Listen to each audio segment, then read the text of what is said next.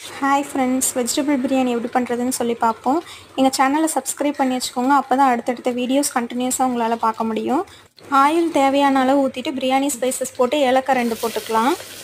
அடுத்து ஆனியன் போட்டுக்கலாம். அது நல்லா கோல்டன் ப்ரௌன் ஆனதுக்கப்புறம் பச்சை மிளகாய், இஞ்சி பூண்டு பேஸ்ட் போட்டு நல்லா வதக்கிக்கலாம். அடுத்து புதினா, கொத்தமல்லி தழை, கருவேப்பிலை வச்சுருக்கோம். அதையும் நல்லா போட்டு வதக்கிக்கலாம்.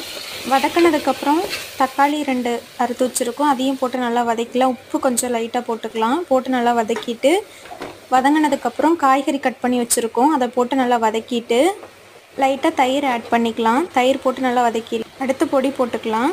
மிளகாய்த்தூள், மல்லித்தூள், கரம் மசாலா, பிரியாணி மசால் கொஞ்சம் போட்டு நல்லா வதக்கி 2 டம்ளர் அரிசி எடுத்துருக்கோம். அதுக்கு 4 டம்ளர் தண்ணி ஊற்றிக்கலாம். அடுத்து அரிசியை போட்டு நல்லா ஒரு கொதி வந்ததும் எலுமிச்சைப்பழம் புளிஞ்சு விட்டு குக்கரை வச்சு மூடிடலாம். 2 விசில் வந்ததை இறக்கிடலாம்.